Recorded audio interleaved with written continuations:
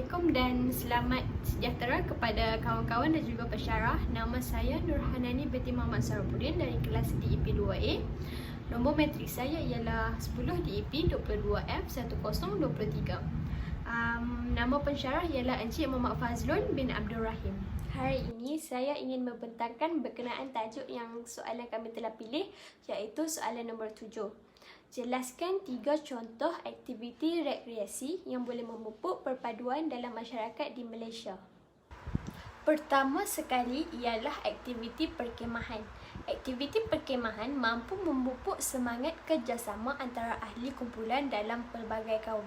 Sebagai contoh, semasa mereka mendirikan kemah, mereka bekerjasama bagai awon dan tebing untuk memastikan kemah tersebut kukuh dan sesuai didirikan di kawasan tersebut.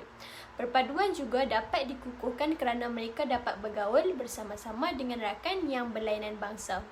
Seterusnya, yang kedua ialah larian maraton. Aktiviti larian ini adalah antara bentuk program yang makin popular dalam kalangan masyarakat kita. Dalam menyumbang kepada golongan sasar, peserta juga mendapat manfaatnya melalui peningkatan tahap kesihatan diri dengan cara yang menyeronokkan, apatah lagi jika ia dilakukan bersama ahli keluarga dan juga rakan. Di sinilah tempat berkumpulnya keluarga maupun rakan-rakan dalam satu kelompok pelbagai kaum, yang tafsirannya bukan sekadar untuk menyihatkan tubuh badan, malah larian ini dapat mengeratkan lagi ikatan antara kaum yang berlainan bangsa. Selain itu, yang ketiga ialah permainan badminton. Dengan bermain permainan badminton ini, sejurus kepada atlet dapat berkenalan dengan pihak lawan di seluruh tempat. Sebagai contoh, atlet di negara Malaysia iaitu Lee Chong Wei yang dapat mengharumkan nama negara sekaligus dapat mengeratkan ikatan antara pihak lawan di pelbagai negara seperti Vietnam, Kemboja dan juga Indonesia.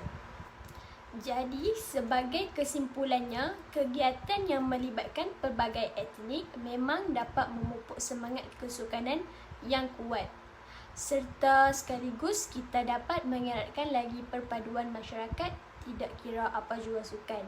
Sebagai contoh, bola sepak, bola jaring dan sebagainya. Kerjasama dan hubungan akrab akan lahir apabila pemain bertungkus lumus dan bekerjasama menyahut cabaran sebagai satu pasukan. Sekian daripada saya. Sekian, terima kasih. Soalan yang seterusnya saya berikan kepada Umi Umairah binti Azman. Hai, Assalamualaikum. Nama saya Umi Umairah binti Azman. Nama pendaftaran saya 10 DEP 22F 1021. Saya dari kelas 2A. Soalan yang saya akan bentangkan hari ini ialah terangkan bagaimanakah cara aktiviti rekreasi tersebut dapat mengeratkan hubungan perpaduan antara kaum. Pada slide yang ketiga, saya akan menerangkan tentang kebaikan perkhemahan. Slide keempat, saya akan terangkan larian maraton. Slide yang kelima, saya akan terangkan tentang permainan badminton. Dan yang terakhir, kesimpulan. Perkhemahan adalah satu aktiviti bagi memenuhi masa lapang dan untuk merehatkan fikiran. Perkhemahan juga boleh mengeratkan hubungan kekeluargaan serta rakan apabila melakukannya bersama-sama.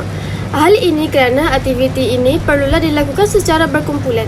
Di antara contoh aktiviti tersebut ialah ceramah, aktiviti lasak, abseiling, orientating dan sebagainya.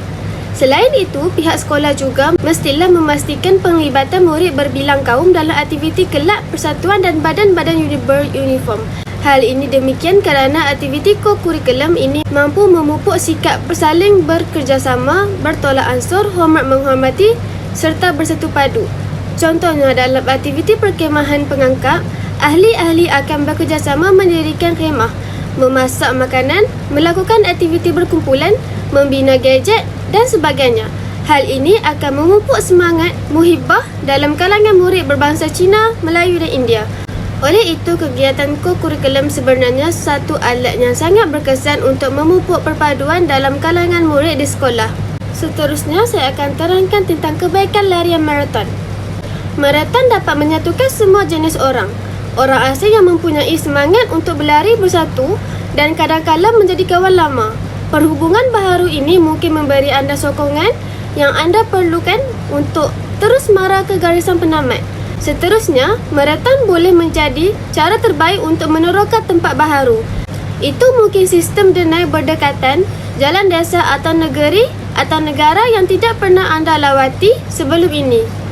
Yang terakhir, berlari membolehkan anda berhubung dengan komuniti individu yang aktif, sihat dan berorientasikan matlamat serta memecahkan halangan antara manusia. Slide yang terakhir ialah saya akan terangkan kebaikan permainan badminton. Disebabkan peningkatan tanggungjawab kehidupan rumah dan kerja, sesetengah daripada kita mungkin bersalah kerana tidak melakukan aktiviti fizikal sebanyak yang sepatutnya. Badminton ialah sukan yang menyeronokkan dan fleksibel yang boleh dinikmati mengikut jadual sibuk anda. Anda juga boleh menggunakan senaman anda sebagai peluang untuk bersosial dan mengejar rakan dan keluarga. Selain itu, bercakap dengan pemain lain dan rali dalam perseorangan atau beregu bermakna badminton adalah sukan sosial. Ini memberi manfaat terutamanya dalam memerangi kesunyian di kalangan pemain yang lebih tua. Yang ketiga ialah anda tidak boleh bermain badminton sendiri. Anda sekurang-kurangnya memerlukan satu lawan. Tetapi anda juga boleh bermain dengan rakan sepasukan atau dua lawan lain. Interaksi sosial sesuatu permainan akan menghasilkan perasaan positif setelah sesi di gelanggang. Ia akan memberikan anda alasan untuk berinteraksi dengan orang lain. Kesimpulannya, semua pihak perlu sedar akan pentingnya memupuk dan menjaga perpaduan masyarakat dan negara kita. Sesungguhnya, sekali kita leka dan lali terhadap betapa pentingnya hubungan ini, nescaya kita akan menyesal kerana hubungan perpaduan ini antara salah satu sebab negara kita masih kukuh di pelosok dunia sekarang. Pelbagai usaha dijalankan adalah demi menuju ke arah membentuk sebuah masyarakat majmuk yang bersatu padu. Walaupun terdapat beberapa cabaran, tetapi dengan adanya perancangan dan teliti, usaha yang gigih dan strategi yang lebih berkesan dan dilaksanakan pula dengan penuh tanggungjawab dan bersifat proaktif oleh semua pihak, sudah pasti keharmonian, perpaduan kaum dan integrasi nasional akan tercapai dengan jayanya. Terima kasih. Assalamualaikum warahmatullahi wabarakatuh. Nama saya Nawal Ines binti Zainal Abidin. Nombor matrik saya 10 di EP 22F1020. Saya akan menyatakan 3 tindakan dan pencegahan yang perlu dilakukan apabila berlakunya penularan demand denggi dalam kalangan pelajar politeknik. Antara cara pencegahannya ialah menghapuskan tempat pembiakan nyamuk. Nyamuk Aedes bertelur dalam air yang bertakung dan ia hanya mengambil 7 hingga 10 hari untuk menetas dan menjadi nyamuk dewasa. Oleh itu, cara yang paling berkesan untuk mencegahnya, terutamanya dalam kawasan asrama, adalah dengan memastikan bahawa tiada tempat pembiakan nyamuk. Untuk memastikan hal ini, anda boleh membersihkan pasu tanaman, pasu bunga, bekas plastik, bekas minuman, saliran atap dan longkang dengan kerak. Didapati juga bahawa penutup botol minuman yang dibuang merata juga boleh menjadi tempat pembiakan nyamuk Aedes. Yang kedua, tutup pintu dan tingkap bilik sekerap yang mungkin. Walaupun dengan memastikan bahawa pintu dan tingkap sentiasa tertutup merupakan cara yang baik untuk menghalang kemasukan nyamuk dan serangga yang lain, ia bukanlah kaedah yang paling praktikal. Sekiranya anda ingin mengekalkan pengaliran udara, pasangkan ubat serangga yang baik. Hal ini akan membiarkan udara mengalir tanpa membenarkan nyamuk masuk ke dalam. Seterusnya, jauhilah kawasan pembiakan nyamuk. Nyamuk membiak dalam kawasan beriklim khatulistiwa yang lembap, keadaan yang menggambarkan cuaca di seluruh negara kita. Namun, nyamuk Aedes juga sering ditemui di kawasan bandar serta luar bandar. Seterusnya, saya akan menerangkan tentang pencegahannya. Yang pertama, lindungi kulit anda dari gigitan nyamuk. Sekiranya anda tinggal di zon wabak denggi, gunakan alat pengusir nyamuk elektrik untuk melindungi kulit anda dari gigitan nyamuk. Sebelum anda keluar, pakailah penyembur nyamuk untuk melindungi kulit yang terdedah. Pastikan bahawa ia mengandungi bahan-bahan yang mampu menghalau nyamuk dan sesuai digunakan di kulit badan. Selain itu, anda juga digalakkan untuk memakai baju yang bertangan panjang. Seterusnya, sentiasa berwaspada. Sekiranya ahli keluarga anda dijangkiti demam denggi, tingkatkan pengawasan. Sekiranya nyamuk menggigit ahli keluarga yang dijangkiti, ia boleh membawa jangkitan tersebut kepada orang lain. Ahli keluarga yang tinggal serumah sering didapati mengalami jangkitan demam denggi pada masa yang sama. Bersihkan segala kawasan yang boleh menjadi tempat pembiakan nyamuk, semburkan ubat penghalau serangga dengan kerap dan minta majlis pembandaran atau kontraktor swasta untuk mengambus fogging rumah anda serta kawasan sekeliling dengan racun pembunuh nyamuk. Sebagai kesimpulan, demam denggi tidak mendiskriminasi dan walaupun kebanyakan pesakit pulih sepenuhnya, ia merupakan pengalaman yang tidak diingini. Dan tahukah anda bahawa Malaysia mempunyai 4 jenis serotype denggi? Serotype ini dikenali sebagai DEN1, DEN2, DEN3 dan DEN4. Sekiranya anda telah dijangkiti oleh salah satu serotype, anda tidak boleh dijangkiti semula. Tetapi, anda tidak dilindungi dari jangkitan 3 jenis serotype yang lain. Ini bermakna anda boleh mengalami demam denggi lebih dari satu kali dalam kehidupan anda. Tanpa penawar untuk demam denggi, cara perlindungan terbaik adalah dengan mengikuti langkah-langkah di atas untuk mencegah penyakit sama sekali.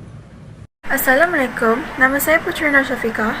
Nombor matrik saya adalah 10 DIP 22F1015 dan nama pensyarah saya adalah Encik Fazlan bin Abdul Rahim. Hari ini saya akan membentangkan pembentangan etika saya yang bertemakan perpaduan masyarakat Malaysia menerusi kesihatan.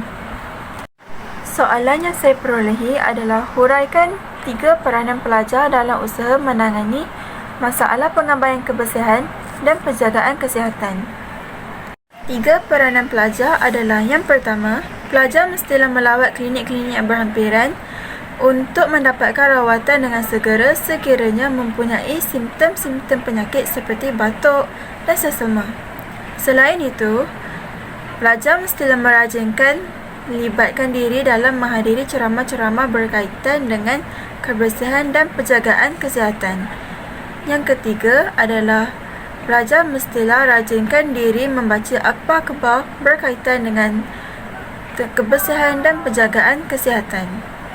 Kesimpulannya, kita sebagai masyarakat Malaysia mestilah berganding bahu untuk mencegah penularan demam denggi dengan mengamalkan sifat saling mengambil berat antara kesihatan satu sama lain agar kesihatan di kalangan pelajar sentiasa terjaga dan jangkitan demam denggi tidak merebak. Hai, Assalamualaikum. Nama saya Nurul Huda binti Zafri. Saya memegang kad matrik 10 DIP 22F1013 dari kelas DIP 2A. Contoh aktiviti rekreasi yang boleh memupuk perpaduan dalam masyarakat berbilang kaum di Malaysia. Contohnya adalah bola sepak. Macam yang kita ketahui, semua aktiviti rekreasi boleh memupuk perpaduan kerana jika bersukan, kita akan bermain dalam sifat sepasukan. Jadi, jika kita bermain dalam berbilang kaum, kita perlu bekerjasama untuk mencapai kejayaan. Soalan yang kedua, terangkan bagaimana caranya aktiviti rekreasi tersebut boleh mengeratkan hubungan perpaduan antara kaum. Bagi bola sepak, caranya adalah kita menyokong pasukan kita tidak mengira pemain tersebut daripada pelbagai kaum. Sebagai contoh, pasukan Malaysia. Macam yang kita tahu, dalam bola sepak Malaysia, terdapat pemain dari berbilang kaum. Ada Melayu, Cina dan juga India. Sebagai rakyat Malaysia, kita perlu memberi sorakan ataupun menyokong pemain agar mencapai kejayaan. Seterusnya, tindakan dan langkah pencegahan yang perlu dilakukan apabila berlaku penularan demam denggi dalam kalangan pelajar di politeknik. Tindakannya adalah memastikan tiada tempat pembiakan nyamuk. Warga politeknik perlulah menyemai sikap pentingkan kebersihan untuk mengelakkan penularan demam denggi dengan memastikan tiada tempat pembiakan nyamuk Aedes di sekitar kawasan politeknik. Air-air yang bertakung, pasu-pasu bunga, bekas-bekas yang terbiar, botol-botol kosong perlulah dibuang agar tiada tempat pembiakan nyamuk Aedes. Huraikan peranan pelajar dalam usaha menangani masalah pengabaian kebersihan dan penjagaan kesihatan. Mengadakan kempen tentang kebersihan. Dengan mengadakan kempen kebersihan ini, pelajar akan dapat menambahkan lagi ilmu dan dapat menjaga kebersihan dengan lebih terjaga.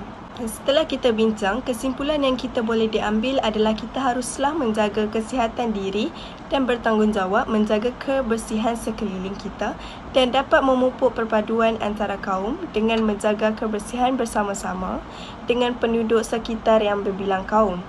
Hal ini kerana kerjasama antara kaum menjaga kesihatan sejagat mengeratkan lagi perpaduan kaum di Malaysia. Selain itu, kita mestilah berganding bahu dengan masyarakat sekeliling kita supaya masalah yang bertimbun mampu diselesaikan dengan selamat dan berjaya. Di samping itu, kita sewajarnya menanam semangat perpaduan yang amat mendalam bagi seorang siswa ataupun siswi untuk bekerjasama dalam bidang kesihatan. Sekian, terima kasih.